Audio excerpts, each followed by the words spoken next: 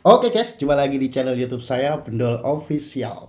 Kali ini saya akan mempertontonkan yaitu sebuah video, yaitu mengenai tentang persidangan Dr. Tifa. Guys, kelihatannya ini ya, persidangan atau kasus mengenai tentang isu ijazah palsu Bapak Joko Widodo ini nggak bakalan kelar. Ini bisa-bisa nyampe tahun 2029. Bis. Karena kita bisa lihat ya, di dalam persidangan ini, baik dari Roy Suryo maupun dari Dr. Tifa, nah ini kayaknya ini masih berlanjut di dalam perapit-perapitnya ini.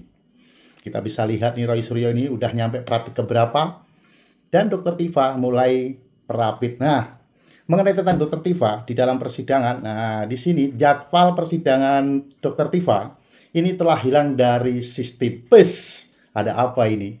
Nah, mengenai tentang video-video nanti ini, nah ini pembahasan dari teman kreator kita yaitu Bang Agri Fanani, dan juga di sini dipertonton yaitu ada Bang Pitra juga. Nah, teman-teman bisa lihat ini seperti apa ini ya.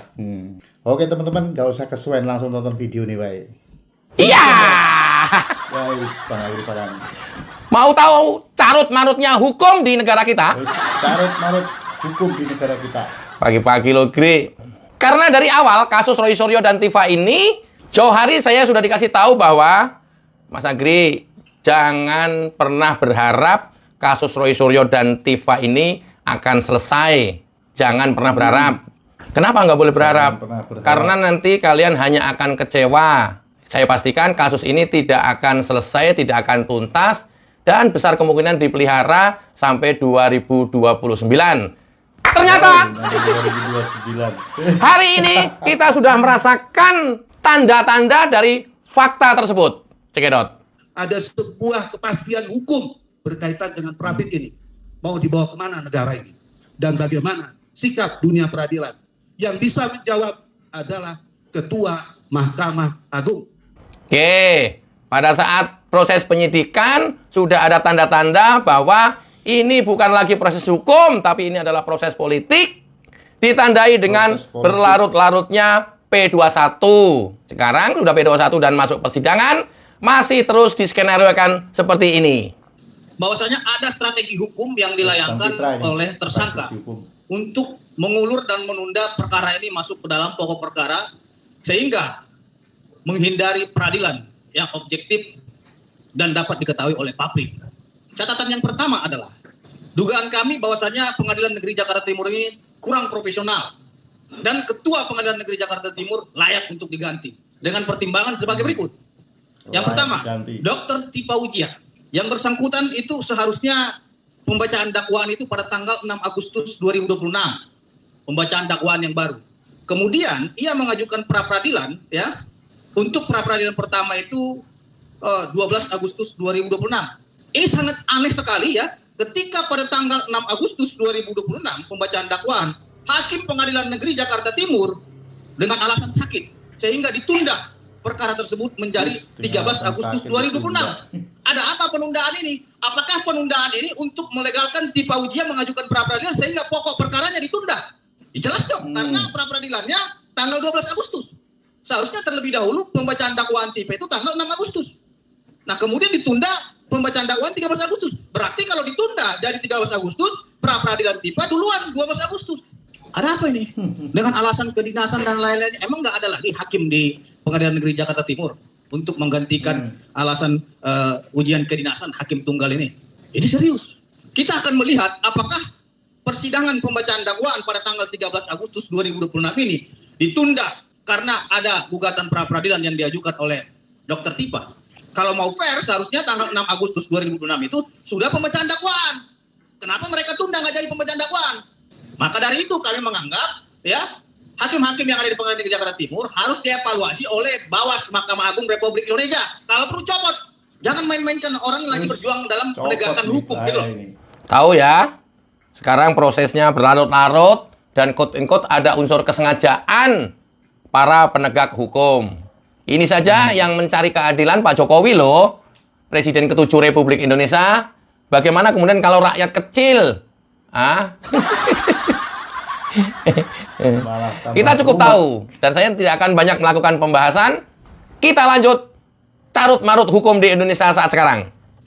Terkait dengan pra peradilannya Roy Suryo, di dalam pasal 163 ya KUHP di situ ditegaskan bahwasanya proses pra-peradilan itu diperiksa paling lama 7 hari.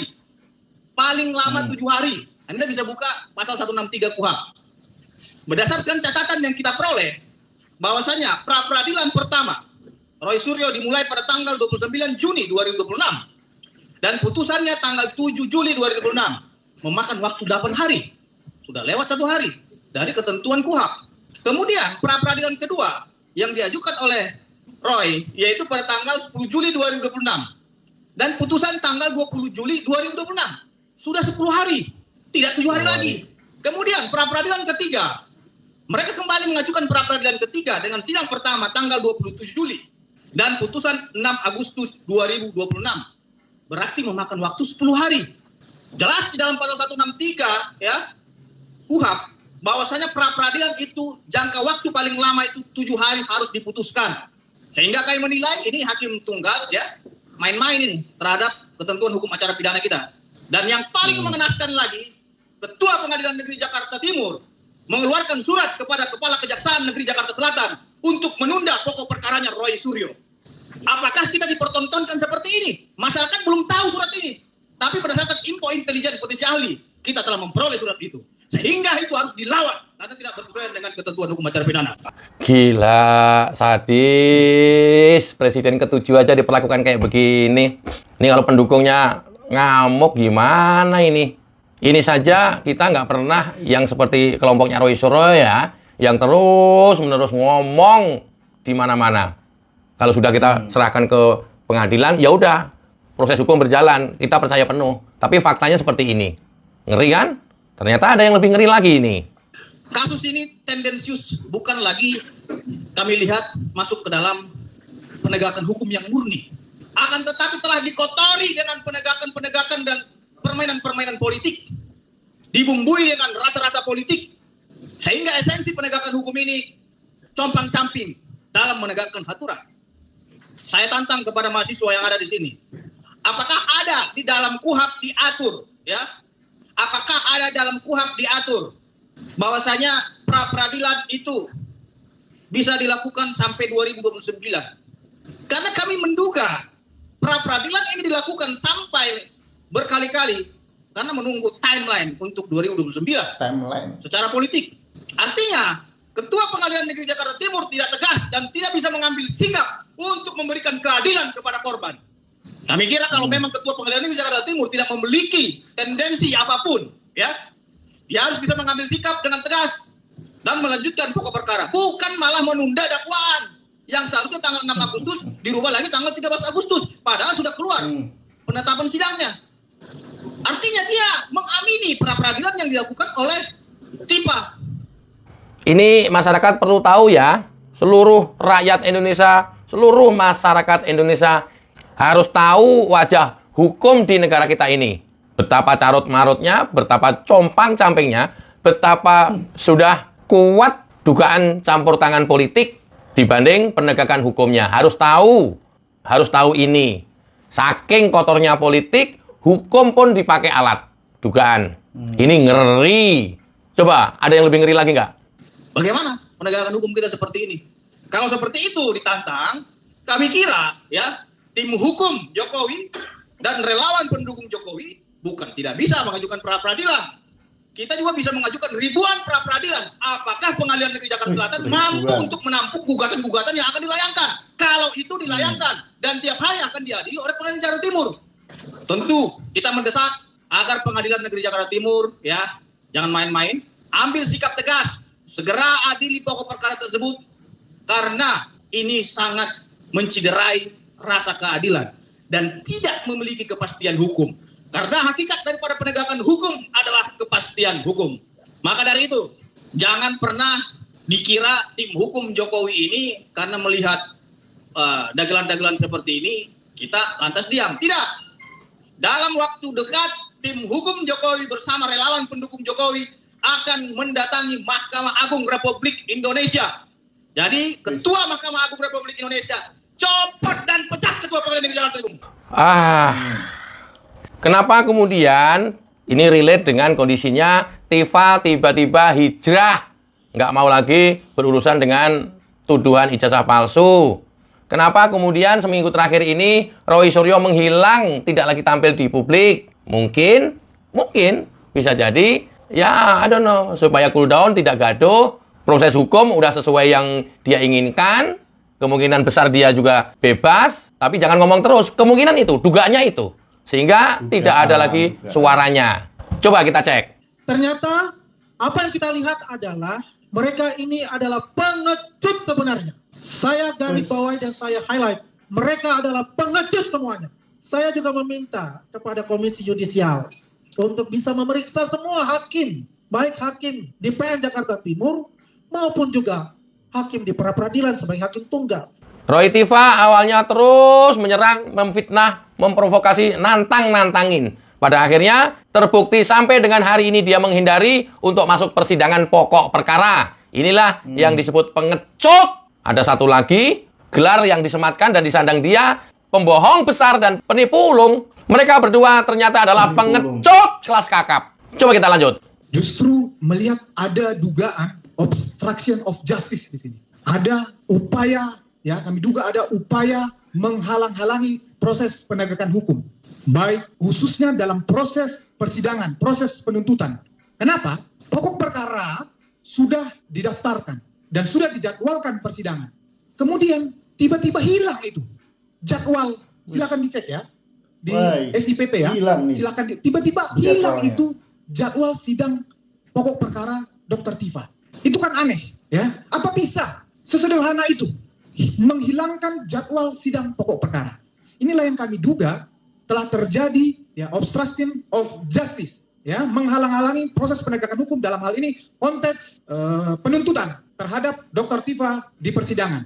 Ya, kenapa ini? Kita semua tahu, publik tahu, awalnya Dr. Tiva itu mengajukan pra-pid, kemudian dicabut, ya, fokus kepada pokok perkara. Fokus pada pokok perkara, kemudian pokok perkara dipersidangkan, lakukan eksepsi, dan keluar putusan sela yang menyatakan dakwaan batal demi hukum. Kemudian dengan alasan dakwaan batal demi hukum, inilah yang dipakai mereka untuk mengajukan pra-pid. Di mana itu?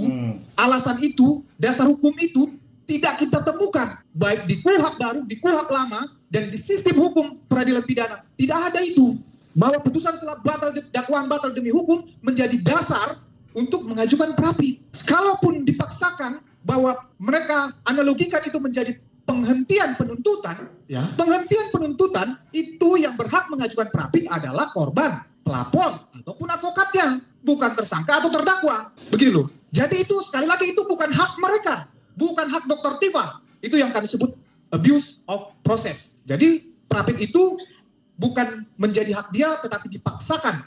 Dan ini diterima oleh Pengadilan Negeri Jakarta Selatan dengan alasan pengadilan atau asas atau prinsip pengadilan tidak boleh menolak mengadili suatu perkara. Kemudian ada keluar surat yang mengatakan agar tidak dilakukan sidang pokok perkara. Ada lagi, ya, kami trace, kami mendapat informasi, ini juga kami cadangkan. Ya, apakah ini semua berkaitan sedang kami pelajari. Aneh proses peradilan saat sekarang ini. Wah, aneh bin ajaib. Putusan sela saja sudah dianggap sidang selesai. Heran kan? Sudah gitu, Tiva pra-pid. Heran, aneh kan? Ya kalau sudah selesai ngapain pra-pid? Buat apa juga pra-pid? Kalau sudah itu mempunyai kekuatan hukum tetap, ngapain juga pra-pid? Kan udah selesai, kan udah vonis. Padahal baru putusan sela. Luar biasa. Luar biasa manusia-manusia ini. Masyarakat harus tahu ya. Masyarakat yang waras, rakyat yang cerdas harus tahu. Jangan ikut-ikutan kelompok kadrun yang sudah mati otak warasnya. Lanjut. Mahkamah Agung mengeluarkan surat ke Pengadilan Negeri Jakarta Timur yang memerintahkan Pengadilan Negeri Jakarta Timur tidak boleh menyidangkan pokok perkara kalau masih ada pra-pid. Kalau itu masuk, kami mencadangkan hak kami laporkan orang-orang ini kepada Mabes Polri atau Polda Metro Jaya. Karena mereka orang-orang ini merusak hukum di Republik ini. Kita akan cari keterkaitannya ini. Ya, kita akan cari keterkaitan. Karena kami melihat ini bukan kebetulan. Ini pola. Jelas ini pola. Roy Suryo 5 kali pra-pid, belum tahu kita sampai kapan ujungnya. Dr. Tiva yang tadinya tidak mau pra-pid tiba-tiba mengajukan pra-pid dengan alasan yang tidak jelas. Kacau balau penegakan hukum di negara ini. Kacau balau. Rakyat hanya bisa menonton dan meratapi proses ini. Tidak mampu berbuat banyak. Hakim-hakim kita sudah seperti ini. Coba kita lanjut. Seharusnya surat yang dikeluarkan Mahkamah Agung itu adalah semacam SEMA atau PERMA yang menjelaskan tentang kekosongan hukum ini. Menjelaskan Prapit tidak boleh berulang-ulang. Menjelaskan tentang bahwa batasan-batasan Prapit. Bukan melarang sidang pokok perkara. Kami sekali lagi sedang mempelajari ini dan mencadangkan hak kami untuk melaporkan oknum-oknum yang bermain di dalam ini. Mungkin orang-orang ini tidak menyadari bahwa akibat perbuatan mereka ini bisa menjadi blunder dan ditiru oleh tersangka, terdakwa lainnya. Kita hari ini mendengar ada Prapit yang kedua ditolak. Jangan-jangan besok dia mengajukan Prapit lagi. Febri akan mengajukan 2 kali Prapit. Kemudian Pusung mengajukan 2 Prapit. Kita nggak tahu ini ujungnya bagaimana. Terus, kalau ini terjadi, coba kita bayangkan bahwa Prapit bisa dipakai untuk menghindari proses hukum yang nggak ada ujungnya. Harusnya Mahkamah Agung menjawab persoalan ini. Bukan malah memberikan namanya dukungan agar pokok perkara tidak disidangkan. Ini bahaya untuk proses penegakan hukum. Diduga sudah dicontoh perilaku Roy Suryo yang bisa Prapit berkali-kali oleh Pak Febri Ardiansah. Mungkin nanti akan dicontoh tersangka lainnya. Nggak apa-apa, hukum jadi mainan, hukum jadi dolanan. Nggak apa-apa, rakyat hanya bisa meratapi. Ini saja yang cari keadilan Pak Jokowi, Presiden ke-7 Republik Indonesia.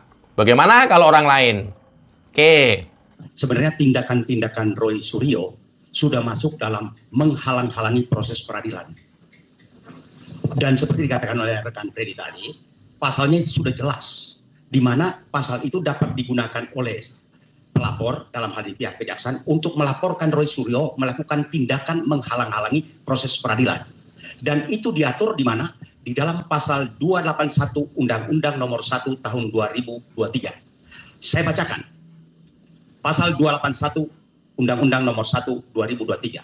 Bunyinya, setiap orang menghalang-halangi, mengintimidasi atau memengaruhi pejabat yang melaksanakan tugas penyidikan, penuntutan, pemeriksaan di sidang pengadilan atau putusan pengadilan dengan maksud untuk memaksa atau membujuknya agar melakukan atau tidak melakukan tugasnya dipidana dengan penjara paling lama 7 tahun 6 bulan atau pidana denda paling banyak kategori 6. Sebenarnya melihat tindakan Roy Suryo yang berulang-ulang melakukan ini, kejaksaan seharusnya bersikap melaporkan Roy Suryo diduga melakukan tindak pidana merintangi proses peradilan. Kalau kejaksaan tidak melakukan, kami tim hukum akan segera melakukan. Bahwa tindakan Roy Suryo ini bukan memanfaatkan celah hukum, tetapi sudah merupakan kejahatan mempengaruhi proses peradilan. Itu yang pertama. Yang kedua, kalau benar Tiva mengajukan pra peradilan, putusan yang dinyatakan yang diterima, kami melihat seharusnya tidak ada dasarnya dia mengajukan pra peradilan. Karena apa? Pokok perkara sudah dibuka. Dalam putusan perkara dia yang terdahulu kalau nggak salah nomor 300 itu, di mana eksepsinya dikabulkan. Sehingga kalau sidang kedua yang menurut informasi kemarin tanggal 6 atau 5 itu kemudian ditunda dengan alasan hakim ikut pendidikan atau apa. Tetapi kalau ada informasi ketua pengadilan mengeluarkan surat kepada kejaksaan supaya tidak mengajukan perkara, ini menjadi salah. Masalahnya apa? Ketua pengadilan tidak mempunyai otoritas menerbitkan surat itu. Kenapa? Berkas perkara kalau sudah di majelis hakim, siapapun tidak bisa mengintervensi proses peradilan itu. Kecuali berkas perkaranya sendiri masih di ketua PN yang belum menunjuk majelis hakim. Sekarang ketua PN mengeluarkan surat dalam kapasitas apa? Itu juga penyalahgunaan wewenang. Jadi Roy Suryo yang ulang-ulang mengajukan pra peradilan sebenarnya itu adalah kejahatan proses peradilan. Tiva yang mengajukan juga sebenarnya tidak bisa karena pokok perkaranya sudah disidangkan. Sekarang dia kalau tidak salah register perkara 325. Sehingga seharusnya hakim langsung membuka persidangan itu. Tetapi kalau seandainya informasinya benar bahwa hakim akan menunda pembacaan surat dakwaan dengan alasan ada pra peradilan, ini patut dicurigai bahwa ini adalah suatu kalau terlalu kasar dibilang komplotan, suatu sindikasi yang bekerja sama di balik layar perkara ini. Suatu sindikasi dalam penegakan hukum yang terstruktur dilakukan. Sehingga mengapa misalnya Ketua Mahkamah Agung mengeluarkan surat yang tidak pada pokoknya misalnya tidak menyidangkan pokok perkara. suatu surat ketua Mahkamah Agung itu harus bersifat umum, tidak ditujukan kepada suatu pribadi yang menangani suatu perkara. Ini tidak boleh. Jadi tindakan kalau seandainya kita ikutin misalnya sidang berikutnya tanggal 13 atau 12 pembacaan dakwaan lalu hakim mengeluarkan ketetapan bahwa ditunda sampai putusan pra-peradilan, ini seharusnya jaksa sudah dapat mengajukan laporan pidana terhadap perbuatan-perbuatan mereka yang merintangi proses peradilan. Luar biasa kan ya? Sindikasi Luar biasa. peradilan kita. Luar biasa kan ya? Diduga ada komplotan hakim di pengadilan yang seperti ini, diduga. Karena berlarut-larutnya proses hukum Roy Suryo dan Tifa, kita nggak pernah tahu, rakyat hanya bisa melihat sebenarnya mau dibawa kemana arahnya, atau mau dipakai untuk kebutuhan politik apa kasus ini. Ini sudah bukan lagi proses hukum kalau sudah seperti ini. Luar biasa. Masyarakat sekali lagi hanya bisa menelan ludah, menyaksikan pemandangan setiap hari yang seperti ini. Nanti kita akan lihat endingnya, dan itu adalah kuasa Allah atas karma yang mereka terima.